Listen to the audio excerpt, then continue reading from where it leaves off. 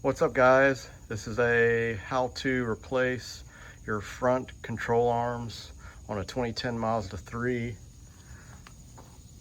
Here's my control arms over here that I just bought as a pair. I can provide the link in the description. These are definitely not OEM. They're going to be aftermarket. I prefer not to get OEM parts. They're just more expensive, and that's how it goes. But anyways, here's your driver side control arm, and I'll give you a little rundown. You're going to remove your lower ball joint pinch bolt right there. That's one. And then the other bolt is going to be right here. That's going to be your front side to your control arm. If I can get it to, that's going to be your front side. And then back here, you have two bolts down underneath on the bracket here that are actually held on by two wing nuts. Let's see. Yep, so there's a wing nut back there. That's what basically acts as a nut to hold your bolt in place. And the other one is actually going to be right, it's hard to zoom in with this camera, but it's going to be right back there. And at the same time, while I'm already at it, I'm going to go ahead and replace the sway bar bushings that are down in here, and that will be pretty easy to replace.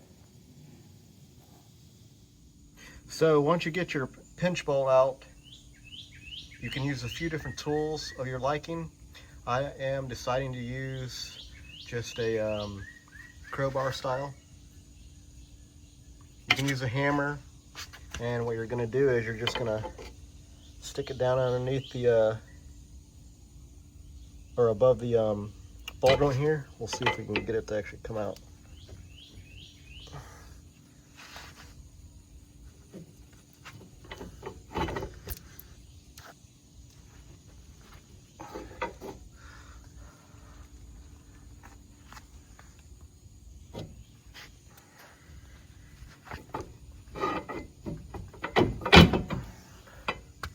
There we go.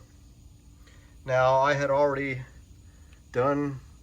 replaced control arm a long time ago with the ball joint, so mine actually came out pretty easy. And I just used a regular Pittsburgh, I don't know, I think it's like a 14-inch crowbar. But you can use just a dead blow hammer if you want, just to knock that loose and get that out of there. Now the next step here, the LED lights flashing. Now I just removed and loosened up the 19mm bolt here. It's already loose. And then I'm gonna go to this side. I'm gonna go ahead and loosen those up. And that's a 17 mil.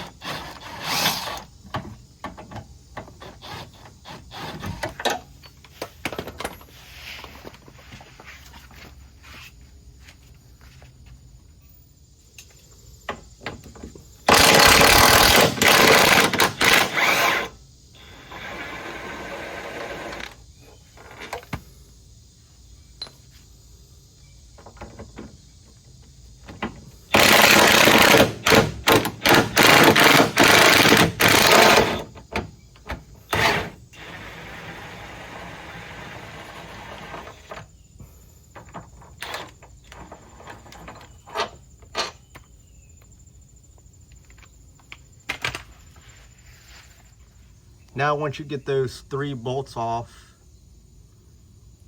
for the control arm that I just showed you guys, you're going to remove the wing nuts back there, along with the sway bar bracket and it just pops off.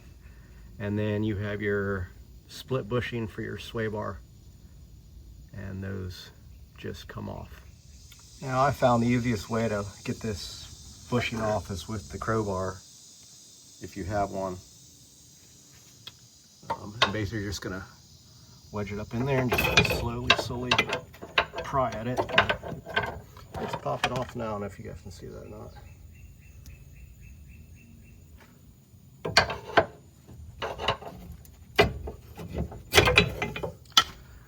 But you guys get the idea here. I am doing this currently with 2 hands, but as you can see, it's already coming off. It's probably just a little stuck to the sway bar split bushing.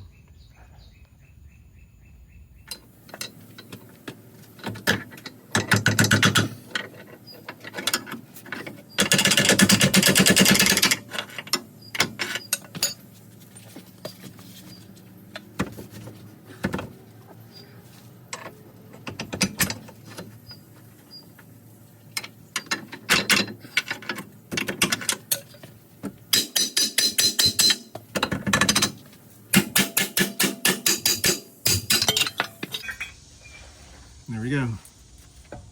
Control arm's already popped off.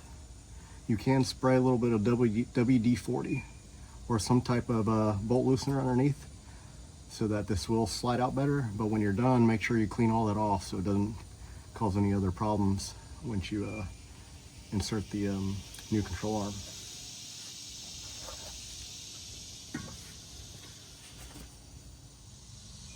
So now that you got the old control arm off, you should just be able to put your hand in there and slide the sway bar bushing off. So I'll show you how it's done, because the sway bar bushing is actually sitting up against the control arm. But we'll see. You should just be able to pop this guy out of here.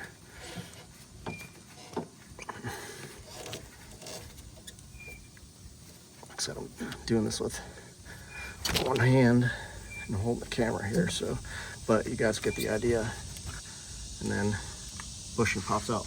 Now, keep in mind the orientation. So the orientation was the split bushing with space facing forward here. So that's how I'm going to put the Moog split bushings back in. Now here's a quick tip to get your split bushing in there. You want to just open it up, stretch it out like this, and then it's going to be easier to slide in there, because there's going to be tension on it anyways. Once the sway bar bracket and the bolts with the wing nuts go in, it's going to hold it down. Your main concern is that the quality of the bushing. So I believe, yeah. So that's a little quick tip on how to install the bushings on the sway bar. So here's the bushing installed, as like we showed the orientation, and basically you're just going to push it straight down in like this. That's it. And then you're going to fit the bracket over it. This bracket is just going to fit right over top. And then you're going to put your wing nuts in place in line with the hole, and then you're going to run your bolts up after you get your control arm installed. Pretty easy, guys. And I also wanted to show you guys what a bad ball joint looks like. Bad ball joint is not supposed to be doing this. You can hear it banging around in there. Now I will say though, the bushings on the actual car side look to be pretty good for for how old this car is. But I decided to go ahead and replace the whole control arm, so I don't have to worry about trying to press these old ball joints back in to the original control arm. Alright guys, I decided to go ahead and just pull the passenger side control arm off too. I haven't put the driver side on yet. I just want to go ahead and pop off the passenger side to see if I have any issues. And lo and behold, the 2010s do have a small issue, but it's nothing real big. You don't need to do any cutting or grinding or anything like that. But to get out the front bolt of the control arm here, you're going to have to remove the AC bracket. So there's 3 bolts right here. They're down here on the ground. It's a 12 millimeter nut. You just zip them off and then the bolt slides out like that.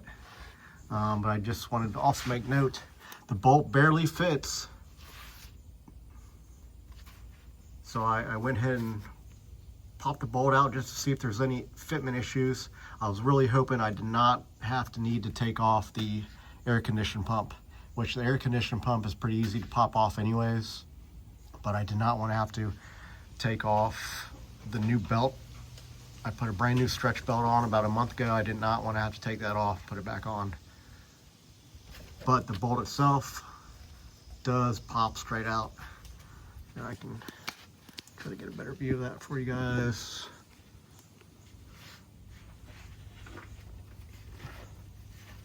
But the bolt itself does indeed come out. You just gotta wiggle it around. And then the bolt actually pops out. So don't be stressed if you think that the bolt's not gonna come out. It does come out. And this is, like I said before, this is for a 2010 Mazda 3 2-liter. I don't know about the 2.3 liters or any other years and how the configure of the AC with the control arm is, but that was a little hiccup that I ran into, which is not bad, and it wasn't really that bad at all. So I'm about to go ahead and pull out the last 2 bolts on the back here and pull the control arm out. Now, another reason why I decided to go ahead and pop the other control arm off before I put the other control arms back on, I went ahead and decided to go ahead and just coat and paint my brackets here and the wing nuts down here with Implement Farm heavy duty weather resistant rust proof spray. So this will help with rust prevention and any type of weather. All right guys, well, here's a quick tip on trying to get these control arms on the car. The spring and the bushing that's in there, I think there's a spring in there, in here, that actually makes the control arm stiff. So what happens is when you load the control arm in, it brings the control arm to like a funny angle. I don't know if we can see it on this side or not. Actually, there's the stock ones, but it doesn't really. Let's see if I can get a better angle. But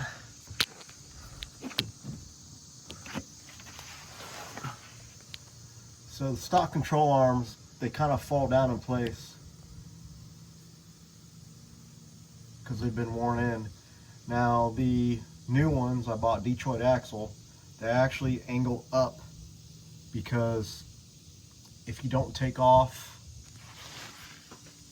this knuckle and remove the knuckle from the axle shaft and then drop the knuckle down off the strut here, it's going to get almost impossible to let the hinge brackets on the control arm lay flat. So what you have to do, you have to get a piece of wood and a small jack, and you're basically going to jack right here, and this will actually put your control arm straight. I tried everything, and you will probably too. I tried all kinds of picks, different bolt sizes. I actually ran a different bolt up in there because it's smaller so that it holds in place.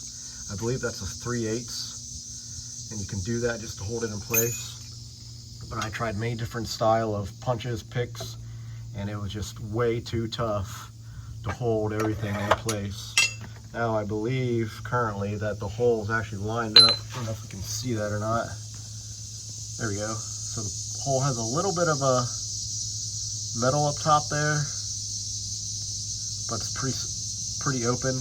And as you raise the jack and the wood goes up, it actually makes the actual control arm move. So we'll see if we can get it to move a little bit. I'll show you that.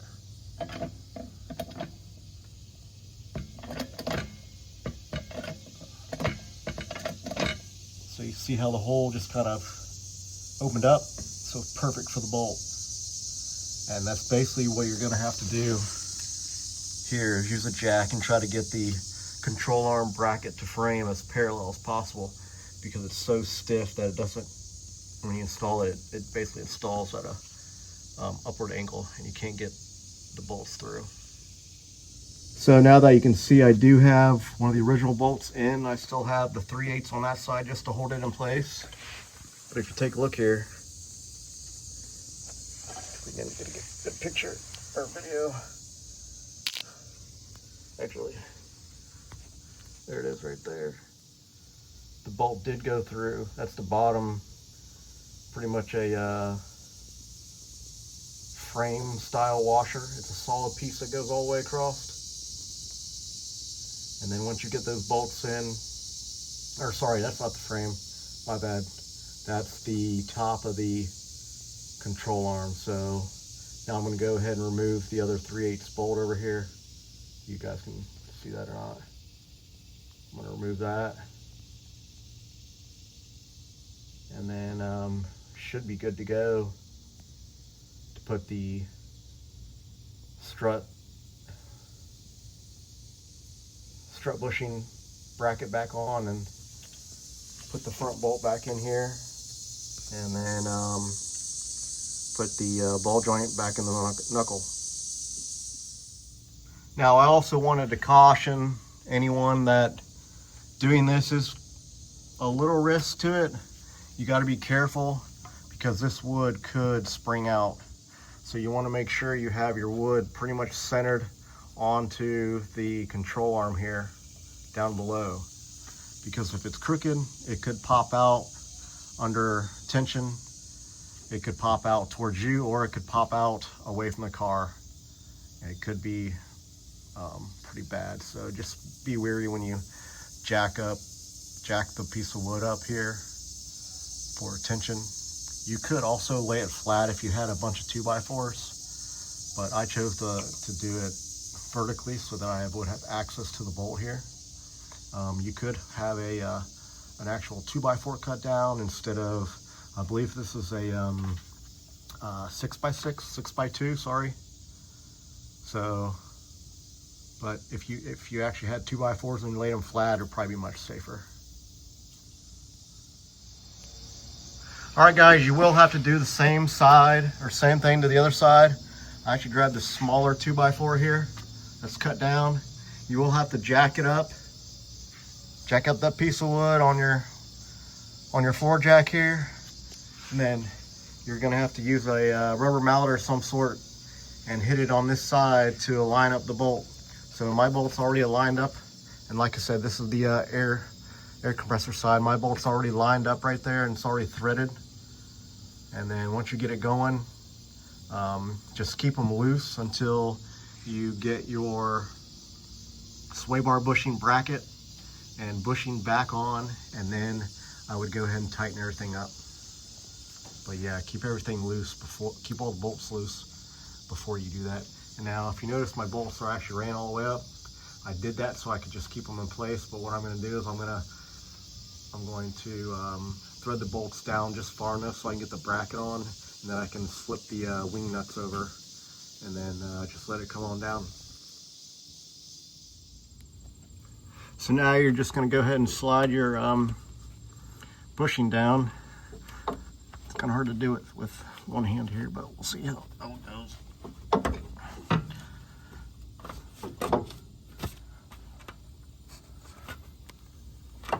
So you slide it down there with the opening towards the front, and then you can slide in your bracket here. Let's see if we can do this with one hand.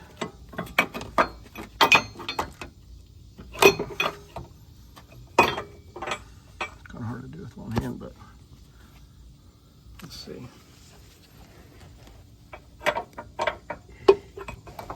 So then you just slide it over. Make sure your sway bar gets moved in place here.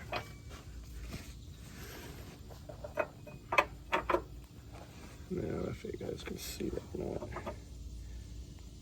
just move your sway bar in place so that it drops right down in there. So there's that one. And then the other one's kind of hard to see. Maybe you guys can see the tail end of it right back there. It just dropped in. So now, just take your wing nuts. What I do with my wing nuts. Then just take your wing nuts and you put them, drop them right in place. Now I also made a little white mark. It's kind of hard to zoom in or not on this one. You guys can see a little white mark. It's hard to zoom in. Anyways, I made a little white mark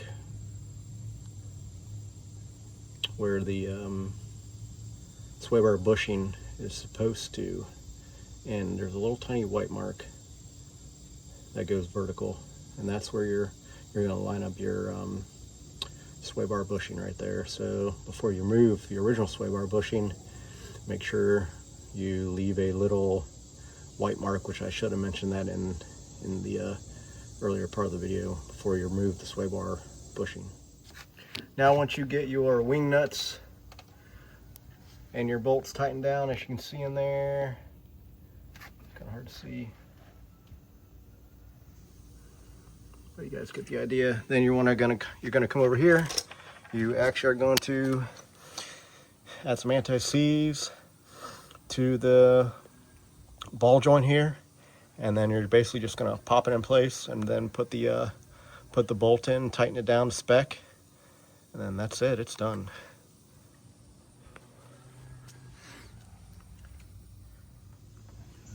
Also guys, don't forget to put on your AC bracket when you're done tightening up the front bolt to spec.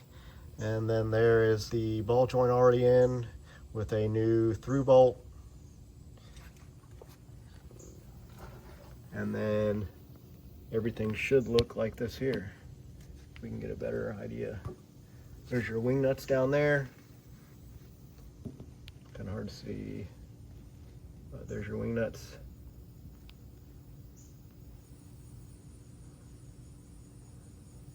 And then you just tighten them down to spec, and that's really it, guys.